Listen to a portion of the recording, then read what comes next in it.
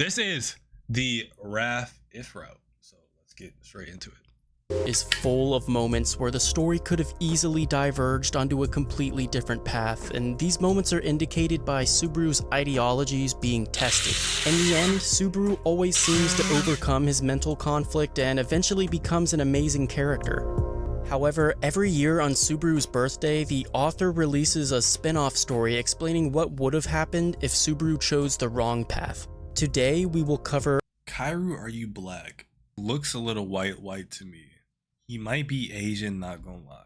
Obereru, the Wrath If story. The story itself contains like 1 or 2 spoilers, but I've decided to make them as vague as humanly possible because I wanted this video to be safe to watch for all the anime onlys out there. This means that I will be skipping and glossing over certain details that pertain to spoilers, so I'd like to remind everyone that the only way to get the full experience of this story would be to actually read it yourself. That being said, before we start this narration, let's quickly discuss where exactly Subaru faces the ideological conflict that leads him to this route. As I said before, these potential points of divergence are all indicated by a test. The ending of episode 7 is one of these times where Subaru is being tested. This was the episode where Rem dies from the shaman's curse and Rom tries to kill Subaru for being all suspicious. She chases him outside and prepares to kill him, but Beatrice interferes and offers to protect Subaru. This is the moment where Subaru had a choice to make. Subaru could accept Beatrice's assistance and engage Rom in combat, or he could be patient, jump off the cliff, and simply restart from his last save point. Obviously, Subaru made the right choice. He strengthened his resolve and jumped off the cliff because he was patient enough to keep dying over and over until everyone he cared about was safe. In Obereru, this doesn't happen.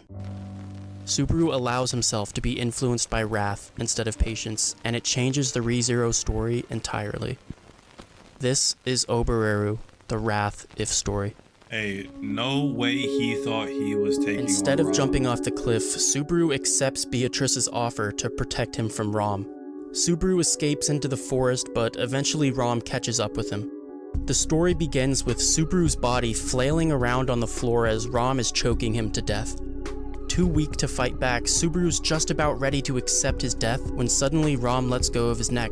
Coughing up blood, Subaru realizes that Rom has collapsed from exhaustion. You see, while she was chasing him through the forest, she got attacked by countless demon dogs along the way. The amount of wounds on her body would have normally killed her, but her hatred for Subaru was strong enough to keep her alive. Subaru notes that even with her body covered in cuts and gashes, Rom was still very beautiful, but that didn't matter right now. She was trying to— Bro, what? We're worried about the wrong things right now, bro. Y'all both bloody as shit. She just passed out and you're thinking like, damn, you low-key look kind of cute as you got all that blood and shit over you, bro. Freaky ass nigga, bro.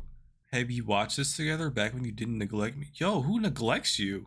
What? I don't neglect you. What did we watch? What are you talking about? Kill him, and she failed. Subaru had beaten her. Gazing down at her motionless body, Subaru picks up a large rock with both his hands and lifts it up into the air. Whoa.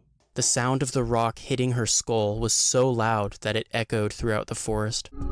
This marks the first of a long series of violent acts committed by Subaru as he journeys deeper into wrath. Oh shit, I didn't even realize it turned subtitles off. My fault. Why is...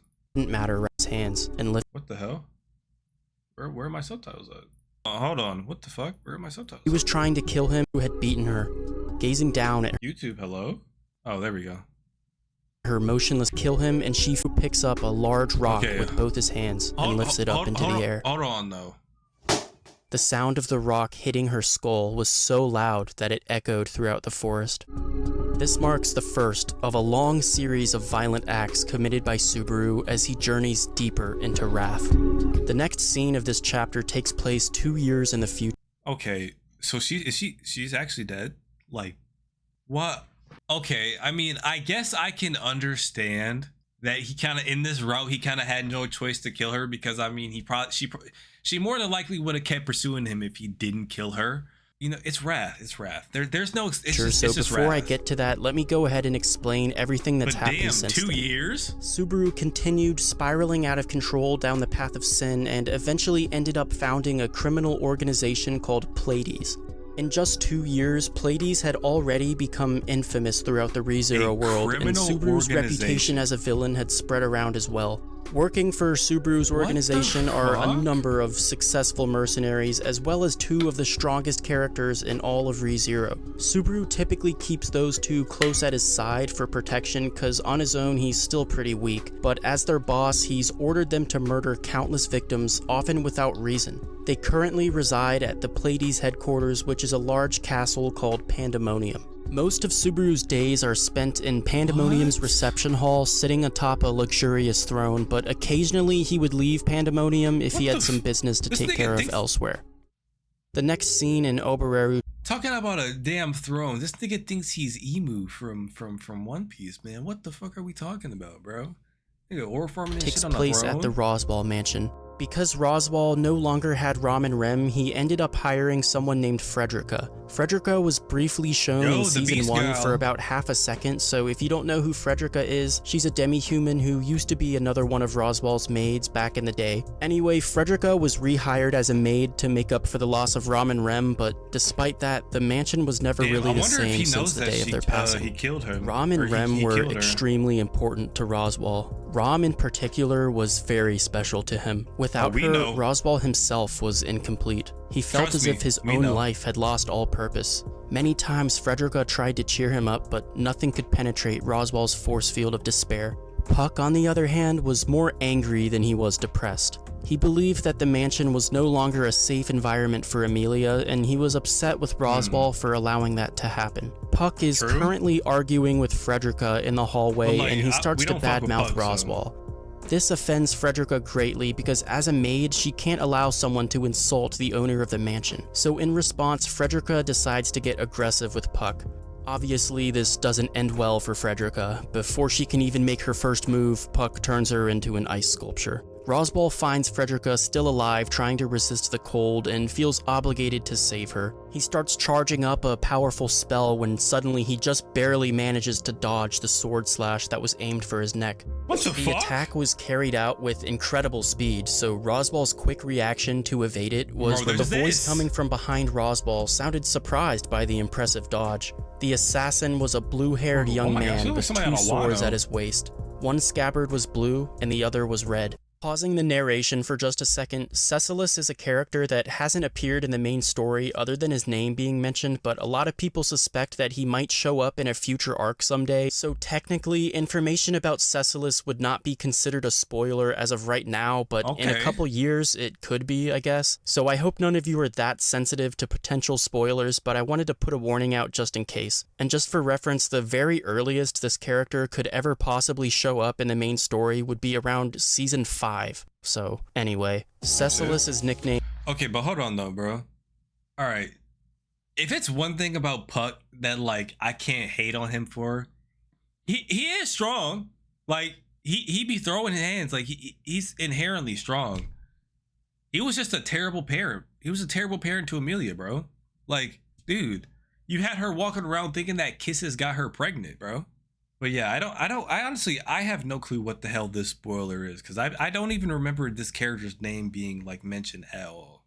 Named Blue Lightning. He's the highest ranking god general of the Wallachia Empire, which is the kingdom just south of Lagunica. I'm not going to go too in depth, but he's one of the strongest characters in ReZero, and he attacks with lightning speed, so that's why it was so impressive for Roswaal to dodge one of his attacks. Anyway, back to the story. Roswaal recognizes the young man and the 2 of them exchange dialogue, but as they're talking, Roswaal realizes his left arm had been cut off in the attack. Without hesitation, he cups the wound with his remaining hand, cauterizing it with a small burst of fire magic. Despite the intense pain, Roswaal's dialogue continues. He suspects that Cecilus must be leading the Wallachian army to invade Lagunica, but Cecilus corrects him, explaining that he's actually working for someone else now. Knowing he's about to kill Roswaal anyway, Cecilus decides to tell him the truth. He's been working for someone known as the Purge King. Roswaal grows suspicious and asks for the name of this Purge King. Cecilus hesitates at first, but eventually gives him the answer. Roswaal killed, though? At the same time the name left his lips, he cut through Roswaal like a flash of lightning. Roswaal smiled as he heard the name, and then everything went black. His last thought before dying was of the twins that used to be his maids. And with that, Roswaal died unhappy with his desires unfulfilled. Why did he kill Beatrice Roswaal, trembled though? in fear as she heard a familiar voice. Standing in the doorway, Subaru calmly says hello. Don't tell me His he's face killing looked a lot Betty too, scarier gang. than she remembered, and his manner of speaking now had a blank tone to it.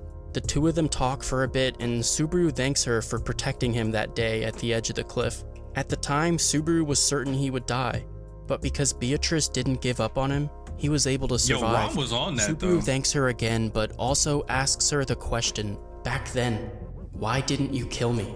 Beatrice didn't answer, but silently came to a realization. Yeah, that's right. Subaru understood it too, as he says to her, "You and I, Beatrice, we are the same." Inside Beatrice and inside Subaru, there was a disease called despair quietly nesting. While the two of them were talking, a third person in the room suddenly appeared out of nowhere. No. It was the wondrous technique of a ninja, being able to hide in the shadows without anyone noticing. He was a shabby-looking wolf human with a pipe hanging out of his mouth. It was clear that he was extremely powerful and far, far stronger than the frightened Beatrice was. "Hannibal, bring me a sword," Subaru. Gang, what did Betty do? Betty do? She literally saved your life, gang. What? I don't know. Like I understand y'all are both filled with like despair and shit, and like, you know, there's just no reason. There's just no reason. It says Subaru's a YN in this row. No, real. Like, orders bro. the Subaru takes the blade and walks up to Beatrice with a smile on his face. He tells her, "With all those colors you wear, you are very pretty, you know." Beatrice stares at Subaru as she starts to cry. Trembling and shaking, she asks him a strange question that this version of Subaru will never know the meaning of. Perhaps if his life had turned out differently, he would have understood what she was asking him, but regardless, he still tried his best to give her a comforting answer. And then, as her last set of tears hit the floor, Subaru kills Beatrice with his blade. Bro, why, man? Don't got nobody in the mansion left. So for anyone who didn't understand what just happened, the Roswaal mansion was no longer a safe environment for Amelia to stay in, so Puck and Subaru formed a plan to kill everyone in the mansion and then bring Amelia back to Subaru's castle. Bro, the two new characters, Cecilis and Hannibal, are Subaru's most trusted allies, so he ordered Cecilis to kill Roswaal and told Hannibal to help him with Beatrice. Everything went according to plan, and they rescued Amelia, and on their way back, they actually took Frederica with them as well because they needed a maid. Pandemonium was a large building, so there was a lot of work for Frederica to do as the new maid. Not only did she have to— Mind you, technically right now, Subaru— Bro, Aggie, stop! Subaru right now, he killed Rom, killed Betty, so he has two of his own bodies, and then technically he got one killed for hire? Because they saw Frederica. 3 bodies, bro. Cook and clean for everyone, but she also had to clean up the messes Subaru would make.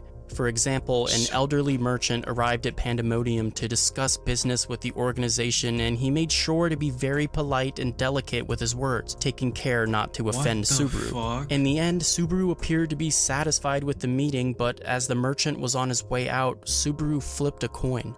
"Tails," he said. And that was the last thing the old man heard before he was decapitated by— What the hell did I just listen to, gang? This nigga just flipped a random coin and then offed him. Are we serious? He's just no reason. Just no reason. No reason. It's like, bro, are we serious? Okay, if you don't cuss them out, I will. It's been disconnecting Aggie's feeder too. The app has 20 bad network notifications. We'll cuss them out after this video. Frederica was disgusted by Subaru's actions, and she vocalized her frustration as she disposed of the man's corpse, but Subaru wasn't happy with Frederica's disrespect. So later that night, when she brought him his dinner, he flipped another coin as she was leaving. No shot. "Heads," he said. "Don't worry, Frederica. Your family is safe for now." Your family? Frederica left the room with tears in her eyes, wondering why her life had ended up like this.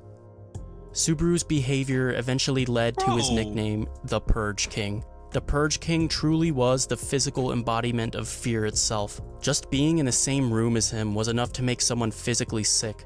Oftentimes, he would let a person's fate be decided by the result of a coin flip. Heads they live, tails they die.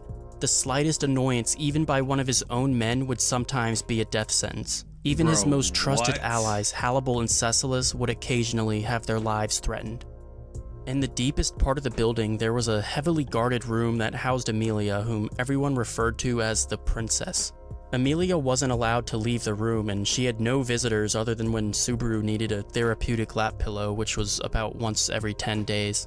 Stressed about his job, sobbing into Amelia's lap was the only thing that could calm Subaru down. And But when Subaru wasn't paying her a visit, she was all alone with Puck for 24 hours a day, and she wasn't sure if she resented Subaru for that. Her previous life was filled with humiliation and helplessness. She dropped out of the royal selection after Ramen Rem died and abandoned her dream of creating a world without discrimination. Amelia had become depressed living at the Roswell mansion, until Subaru rescued her and brought her back to live with him at Pandemonium. Man, that's not no fucking... Bro, that is not no damn rescue. What the hell are we talking about, gang? What are we talking about? Bro, oh... You're just attached to this nigga, so like you think this he's doing this because he love, bro. You don't know what he's doing on the top of them stairs, bro.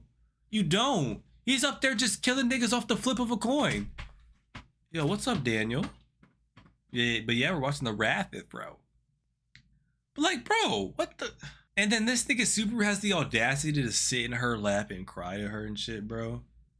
Like, what are we talking about, dude? Now, she spends her life locked in a cage, with plenty of time to wonder if her new life is preferable to her old one. Now remember, Roswaal was a pretty important person in Lagunica, so news of his death spread all over the place once it went public, and it became clear to everyone that the Purge King was the one responsible for it. So the Kingdom of Lagunica decides to deploy a group of knights to Pandemonium and finally put an end to the Pleiades organization. In the middle of Pandemonium's reception hall, a blinding light swallowed the entire room and then shattered. Oh shit. 18 of Subaru's men were vaporized by the attack, and the structure of the building began to collapse. Is that my This nigga? was but a single blow from none other than the Sword Saint himself. Lagunica was desperate to subjugate the villainous Purge King, so they had no choice but to send Reinhardt Van Estrella to complete the task. As the dust clears, Reinhardt is surprised to find Subaru unharmed, sitting on his throne with Hannibal and Cecilus at his side. I saw your attack once before at the loot house, so I've had plenty of time to prepare for it, Subaru says with a smile. Aura. Reinhardt hadn't realized until now that the Purge King was Natsuki Subaru, so this was a shock to him. Already bored of Reinhardt, Subaru decides to let Cecilus deal with him on his own. Hannibal grabs Subaru and the two of them escape into the shadows together. Left alone in the room with Cecilus, Reinhardt tries to reason with him. In the past, Reinhardt has beaten Cecilus once before, but Cecilus didn't care. Defeating Reinhardt was his only desire, and today he was ready to fight him to the death. He reaches down to his waist and draws both of his katanas, naming them as he does so: the Fiend Sword and the Dream Sword, two of ReZero's 10 legendary swords of power. In response, Reinhardt does the same with his own weapon, Reed, the Dragon Sword. Hearing the sound of that glowing white sword being drawn, there was no mistake that it was in fact the legendary Dragon Sword carried by the Sword Saint, only to be unsheathed when faced with a worthy opponent. Obviously, the sword considered Cecilus a worthy opponent. Cecilus gives his name, and the battle commences. Amelia could feel the tremors echoing inside her room. She's still down there too, by the way. Like, come on, gang. This is the end, Leah. Reinhardt is here to kill Subaru, Puck tells her. The earthquakes from the epic battle had broken Amelia's door, allowing her to leave her room for the first time ever. She desperately runs through the castle searching for Subaru, but after a while she runs into Reinhardt instead. She's a bit shocked by his appearance. Oh my gosh, Reinhardt looked incredibly weakened, and his entire body was covered in dripping wounds. Equally as surprising, he was also holding the dragon sword in his hand. Reinhardt didn't have much time to talk, so he quickly urges Amelia to get outside as they had a dragon carriage waiting to bring her back to Lagunica. But Amelia didn't want to leave. She had already made up her mind, and she was staying here with Subaru no matter what. Still, Reinhardt begs her to leave the building immediately. Just wait. I'm gonna play with you after this video, okay? I'm gonna play with you after this video, dude. I know. After this video, you and your godmother are gonna get some attention. Just give me a second, dude. But no, bro. Okay. I just thought about this. This is another reason why Puck is a fucking fraud. You're telling me you're watching Subaru just kill people, all this shit, and you think it's a smart idea to keep her here, gang? Terrible fucking father. When suddenly a sword of ice pierces clean through his abdomen, making him cough up blood and fall to his knees. Both Reinhardt and Amelia were shocked at what just occurred. Reinhardt was supposed to have divine protections that should have blocked the attack, but because Amelia did it unconsciously, Reinhardt's blessings couldn't detect it. Yes, Amelia unconsciously created an ice sword and stuck it through Reinhardt. Realizing this, Amelia started to understand. It was because Reinhardt's existence was a threat to Subaru, so stabbing Reinhardt was her unconscious mind attempting to protect Subaru. "Please, Reinhardt, leave Subaru alone," Amelia says, to which Reinhardt replies, this route just "That made Amelia is not a possible." fucking murder. Realizing she has no choice but to fight the Sword Saint, Amelia calls for Puck to help her out. Puck appears and unleashes a gust of wind that freezes the air, forcing Reinhardt to jump backwards. With one last attempt at negotiation, Reinhardt informs Amelia that Subaru had been responsible for over 126,702 deaths. Oh my gosh. And then you're telling me Amelia was able to catch him off guard? 126,000 deaths. Amelia wasn't aware of any of this, but it didn't matter. She wasn't going to give up on Subaru no matter what. Whoever said that in the chat, Stockholm syndrome. Yo, CG told that fella, bro. Nick, are we serious? Oh my gosh. I'm talking like the groomest of grooms. The like, gang. That is insane, dude. This is dead ass how grooming is in real life, bro. Like, that is. Reinhardt stands and gives his name. The music is so calm. Yeah, this calm and chill music while we're just listening to Subaru often a whole country level of a whole island level of people, and then Amelia's just like, that's still my baby though. Like, that's nuts. And then Amelia gives hers as well. The Witch of Glaciation, the Beast of the Apocalypse, and the Sword Saint began their battle, and the uppermost floor of Pandemonium was destroyed by a white shockwave. Damn! As Subaru runs through the collapsing mansion, he's attacked by Frederica, but Hannibal shoves her against the wall with such force that it breaks her arm. Subaru decides to spare her life, and he dismisses Hannibal as well. It was clear that the Pleiades organization was ending before his eyes, so Subaru encourages Hannibal to leave the castle and continue his life somewhere else.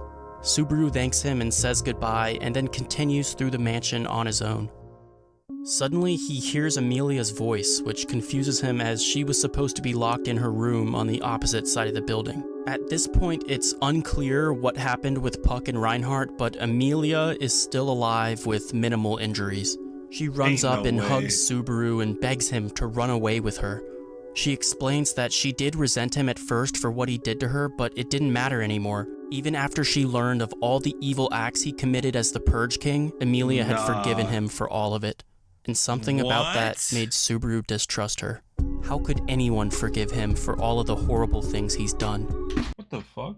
Did you squeeze your way in there? Get out. What are you doing? Bro, you dummy. Get out. Out. Go. Go. Go. That's not a place for you to go in, buddy. It's not. Eat her head. No, just cat genuinely be clip farming, bro. Dead ass. Bro, the door is shut. She literally pawed her way inside of there. W eats. Bro, what? But no, dude. Like, she's gone mad. Amelia has gone mad. It's impossible, he thought. Subaru shoves her across the hallway and calls her a liar. All his other thoughts disappeared, and everything in his head was suddenly replaced with fear. As Subaru watches in horror, Amelia's color slowly fades to gray. He starts to scream in agony as Amelia's silver hair and amethyst eyes turn to black and white. So this was a detail I chose not to include in the summary until now, but basically at some point early on in the story, Subaru lost the ability to see color. Everything was black and white except for a few people. Remember what he says to Beatrice before he kills her? With all those colors you wear, You are very pretty, you know. Beatrice was one of the only things left in the world that still had color for Subaru. Everything else that was black and white, he considered a lie. Even Hannibal and Cecilus were black and white. Reinhardt, he expected to at least have a hint of color, but no, he was black and white as well. They were all fake to Subaru. The only people that still had their color. Bro, this nigga just asked me if I have a fake beard. No, I don't have a fake beard. And no, I don't care if Priscilla, if I could, I can't out milk, bro. Were Beatrice and Amelia. Subaru killed Beatrice, and now Amelia had just lost her color. So now the entire world was black and white for Subaru. Well, almost the entire world. There was one person that still had their color. Ooh. One last opportunity for Subaru to see something other than black and white. One last thing Subaru could trust. So Subaru leaves Amelia behind and starts running through the building. He was running to the one person he could still trust, the only person he had left. It felt like he was drowning, and they were the only thing he could grab onto. Subaru finally reaches his personal office. This room was just about as heavily guarded as Amelia's room, and that was because it contained something just as important. The office had a secret room attached. Behind the bookshelf, there was a door that could only be opened by Subaru. He slowly presses it open. I'm kind of scared of what's going to be in Behind this, the door rings the sound of chains connected to the wall. Then he saw it. Her eyes were the color of blood. "Are you ready to die, Barusu?" The pink-haired woman, with hatred in her eyes, looked up at Subaru and smiled. Rom? The end. So, the maids killing Subaru in the Roswell mansion ended up traumatizing him, giving him extreme trust issues that basically ruined his life. He became a monster who the entire world was scared of, but deep down, Subaru was the one who was actually scared. He'd have panic attacks and would often self-harm to calm himself down. Subaru's trust issues eventually led to his vision. Bro, what the hell? So she was still alive and he chained her up? And you're telling me that that was his only like just anything, bro? He could still see the color. Bro, no, that is fucking ridiculous, dude. And basically the color thing in this route is for if you only see the bad in life and you live your life on that only, you'll lose everything else in life and be alone except for death, which you finally get. Yeah, no, that makes sense. That makes so much sense. But like, dude, this whole like why not just kill her, bro? Like she like, according to his logic in this route, like you already have all these trust issues, things of that nature. You've seen that she was about to kill you anyway. You should have just did the job. And mind you, she did get bashed in the head with a rock. How are you still alive? Being limited to black and white. The few people he trusted would retain their color, but eventually, Rom was the only one left. All she had. He couldn't kill her because she still had color when his world went gray. But like, I'm just like, how in the hell did she still have color, bro? That's fucking insane. That was hatred for Subaru, but in the end, that very hatred was the only thing Subaru could trust Subaru. But eventually, Rom was the only one left. All she had was hatred for Subaru, but in the end, that very hatred was the only thing Subaru could trust. And remember, this was all the result of Subaru not wanting to jump off the cliff and simply restart the loop. Patience is a virtue, and if Subaru had understood that, then he would have been able to save Rom and Rem, and more importantly, himself. Anyway, there's a lot of information we got from this story, so I'm gonna start with Cecilus and Hannibal, two of the strongest characters in ReZero who hopefully will one day appear in the main story. Hannibal isn't as strong as Cecilus, but that's because he's a ninja character. Anywhere you see a shadow, Hannibal could be hiding in it and no one would know. He's an excellent assassin, but if you put him out in an open field, he's not going to be as effective as Cecilus would. So how exactly did Subaru manage to recruit two of the strongest characters in ReZero? Well, at least for Hannibal, it was because of Return by Death. Remember that from an outsider's perspective, Subaru would appear to be either extremely lucky or some kind of genius. Hannibal picked up on this and started noticing Subaru's odd predictions. He appeared to have some sort of gift. Whether it was an actual ability or just incredible insight didn't really matter. The point was, Hannibal learned to trust and value Subaru's judgment. Now, Cecilus, on the other hand, would consider using return by death a cowardly tactic, as he believes that preparation is for the weak. Cecilus had actually been loyal to the Empire the entire time. The Emperor himself, his name's Vincent, he's actually the one that told Cecilus to go work for Subaru. And by the way, to put Cecilus's power into perspective, the author actually confirmed that if Reinhardt were to have a fight with the sun, Reinhardt would win. He would win a fight with the sun. How the fuck do you win a fight with the fucking sun? How much glaze does this nigga need, dude? Real shit. Like, there's a lot of characters in anime who, like, you know, Gojo, Goku. But I feel like when it comes to Reinhardt, it's like he just has some of the most I wouldn't say unnecessary in a bad way. There's just so much, just random glaze. Like, it's just the idea of like a divine protection. And it's just like he has a divine protection for anything. It's just funny. Cecilus was able to inflict pretty significant damage to him. He was able to damage Reinhardt, he was worthy of the Dragon Sword Reed, and he was able to kill Roswaal almost instantly. I think that alone speaks for how strong Cecilus really is. But in the end, Reinhardt still defeated him, and then got stabbed by Amelia. Now that was weird. That's fucking yes, insane. Amelia stabbed Reinhardt. Because Amelia wasn't consciously aware of her actions, Reinhardt's divine protections couldn't stop her attack. This was the first time we've ever heard of a potential weakness that Reinhardt might have. And just for anyone that was wondering, it was never stated whether or not Amelia and Puck were worthy of the Dragon Sword. It was Cecilus that was worthy, and Reinhardt just never put it back away after he drew it. So that's why he was able to use it against Puck and Amelia, which, by the way, the conclusion of that fight isn't known either. All we know is that Amelia survived. I'm assuming that Amelia let Puck face Reinhardt alone while she went to look for Subaru, but who knows, maybe they killed him. I'd be interested to hear what you guys think. My No. I genuinely, well, okay. I feel like because Puck is this great spirit, part of me feels like he won that. No. I feel like if this route ended with just, you know, Subaru confronting Ram or whatever, I feel like that's not a bad because I was gonna say that the route would have ended different, but like I also don't have that much faith. I don't have any faith in Puck. I don't even know why the fuck am I giving Puck credit right now, actually. But yeah, no, I think either Reinhardt killed Puck or he just ran away, or like they might have had like a draw. Because, like, I don't want to downplay Puck being a great spirit, but I also don't want to downplay Reinhardt. No one wins against Reinhardt. It's literally impossible. Like, actually, to write that. Yeah, like, yeah, I think I just want to. It's either Reinhardt killed Puck or like Puck maybe said something and then they just like, you know, went their own separate ways. 20 people in here? I don't have the stat. Hey, W 20 people, man. W 20 people. Aggie, I'm almost done yapping.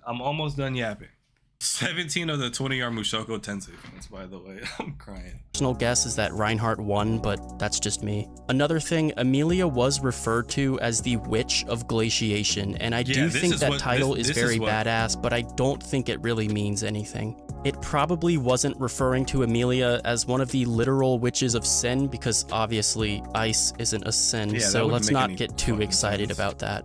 The last part I want to talk about is the ending. We kind of got left with a cliffhanger, but I think it's obvious that Ram ends up killing Subaru. Now what happens after that, we can only speculate. Does Subaru die a permanent death, or does he use return by death? And if so, where does he return to? My guess is that he does die a permanent death, but I would like to hear your thoughts in the comments below. I do read all of them, by the way. I really enjoyed this If story. It's been so long since I read Obereru the first time, I think I forgot how good it actually was. The new characters were amazing, we got some nice world building and a bunch of W-If route, bro. Aggie, just give me a second, dude. This was a W-If route. I think, oh, shit, damn, wrong buttons. How do I think this ended? I definitely think Ram killed him, but I feel like he definitely died permanently, because it's like, where would he, if he were to respawn, where would it be at, one? And like, why would I wouldn't even say that. I would say, like, what would be the purpose of him being respawned? Like, I feel like it would just be enough already. Like, you've killed all these people, like, you have nothing left. It's like, when you respawn, you're gonna, like, he literally I feel like Satella knows that he's gonna do the same thing again. So it's like, why? Oh my gosh. And then where the hell is Satella when he's killing all these people? Like, hello? Like, I know you know you love him and all this, that, and the third, but it's like, he killed an island's worth of people, bro. Is that not fucking insane? This was a great if story, and W Echidna, bro. Hey, one of these days, I hope I can get on stream and, like, you know, chop it up with him about some ReZero or some shit, though. Or we just, you know, just shoot the shit. Seems like he'd be a great guy to talk to, bro. Real shit. Shout out to Kidnut.